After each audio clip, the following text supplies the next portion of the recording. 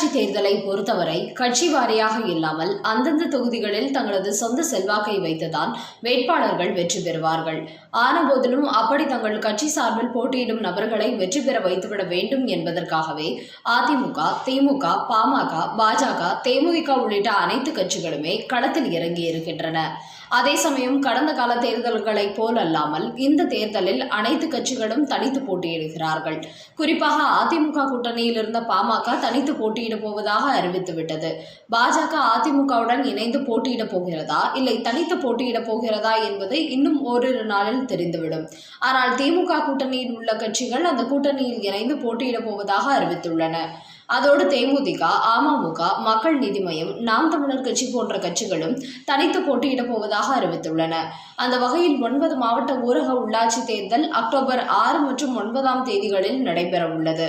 இந்த நேரத்தில் அதிமுக கூட்டணியில் இருந்த டாக்டர் ராமதாஸின் பாமக தனித்து போட்டியிடுவதாக அறிவித்ததன் பின்னணியில் திமுகவின் சதி நடந்திருப்பதாக தற்போது ஒரு பரபரப்பு செய்தி வெளியாகி இருக்கிறது. அதாவது நேற்று முன்தினம் அதிமுக கூட்டணியிலிருந்து பாமக திடீரென்று தனித்து போட்டியிடப் போவதாக அறிவித்தது. கால அவகாசம் இல்லாததால் பேச்சுவார்த்தை நடத்த முடியவில்லை. இருப்பினும் பாஜகவின் தேசிய ஜனநாயக கூட்டணியில் தொடர்ந்து நீடிப்போம் என்று பாமக அறிவித்தது. பாமகவின் இந்த அறிவிப்பின் பின்னணியில் திமுக இருப்பதாக ஒரு பரபரப்பு செய்தி வெளியாகி இருக்கிறது. அதாவது சட்டமன்ற தேர்தலில் வெற்றி பெற்று திமுக ஆட்சி அமைத்துவிட்டது. ஆனபோதிலும் இதுவரை தேர்தல் வாக்குறுதிகளில் ஒன்றை கூட அவர்கள் நிறைவேற்றவில்லை. இதனால் தமிழகத்தில் திமுக ஆட்சி மீது ஒரு அதிருப்தி மனநிலைதான் தற்போதைக்கு இருந்து கொண்டிருக்கிறது. இப்படியான சூழலில்தான் உள்ளாட்சி தேர்தலை எதிர்கொள்வது எப்படி என்று திமுக தலைவர் மு.க.ஸ்டாலின் ஒரு விவாதம் நடத்தியிருக்கிறார். அப்போது அதில் கலந்து கொண்ட திமுகவின் முக்கிய தலைவர்கள் தேர்தல் வாக்குறுதிகளில் சொல்லப்பட்டவைகளை, மிக முக்கியமான வாக்குறுதிகளை நிறைவேற்றாமல் உள்ளாட்சி தேர்தலை எதிர்கொள்வது திமுகவிற்கு பின்னடைவை தரும், அதனால் உள்ளாட்சி தேர்தலை அடுத்த ஆண்டுக்கு தள்ளி போடலாம் என்று 9 மாவட்ட நிர்வாகிகளும் முதல்வர் மு.க.ஸ்டாலினுக்கு வலியுறுத்தியிருக்கிறார்கள். இதேபோல்தான் தமிழகத்தின் மற்ற மாவட்டங்களில் உள்ள திமுக நிர்வாகிகளும் கடிதம் வாயிலாக தேர்தலை தள்ளி போடுமாறு கூறியிருக்கிறார்கள். அதற்கேற்ப திமுகவின் மூத்த நிர்வாகிகள் கருத்தை பிரதிபலிக்கிற மாதிரிதான் உளவுத்துறையும் திமுகவுக்கு வெற்றி வாய்ப்பு குறைந்துவிடும் என்று அறிக்கை தந்தது. அதனால்தான் உள்ளாட்சி தேர்தலை எப்படியாவது ஒத்திவைத்துவிட வேண்டும் என்று மு.க.ஸ்டாலின் திட்டமிட்டு வந்தார். ஆனால் உச்சநீதிமன்றம் அவரது கோரிக்கையை ஏற்கவில்லை.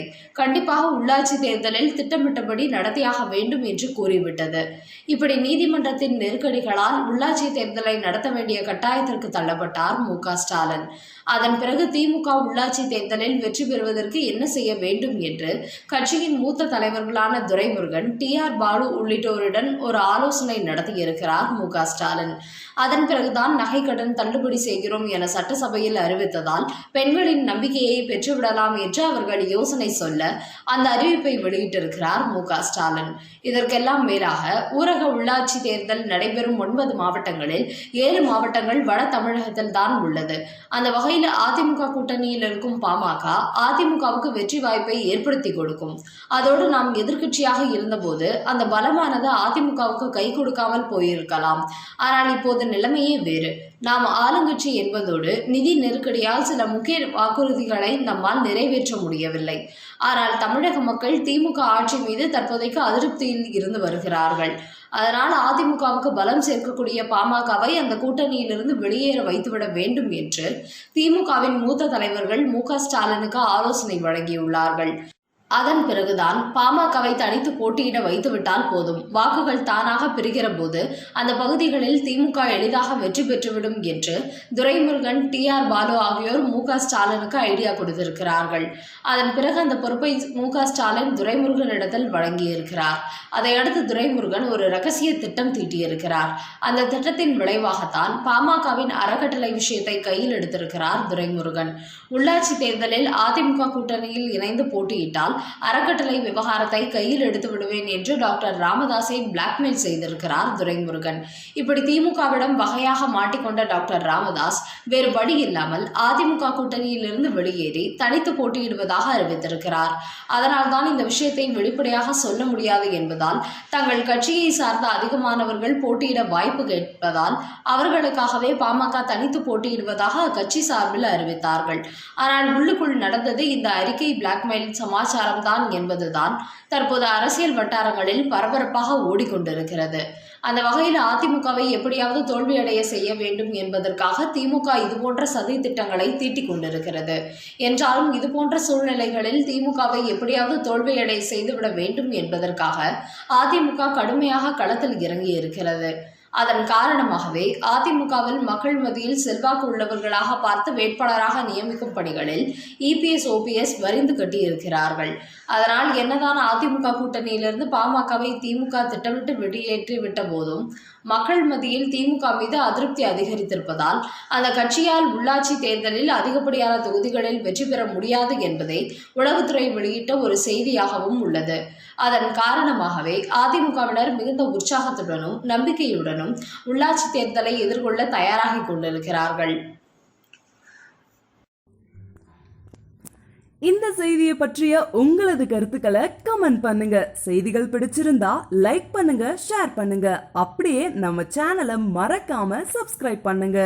தேங்க்யூ.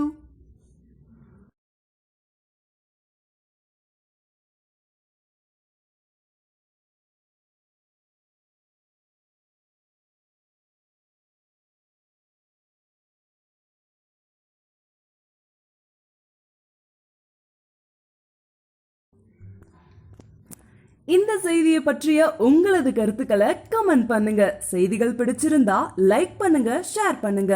அப்படியே நம்ம சேனலை மறக்காம சப்ஸ்கிரைப் பண்ணுங்க. தேங்க்யூ.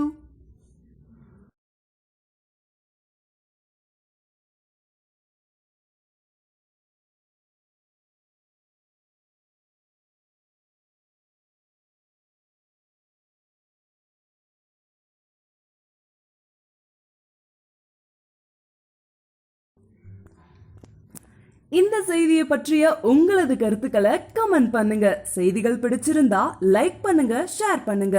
அப்படியே நம்ம சேனலை மறக்காம சப்ஸ்கிரைப் பண்ணுங்க. தேங்க்யூ.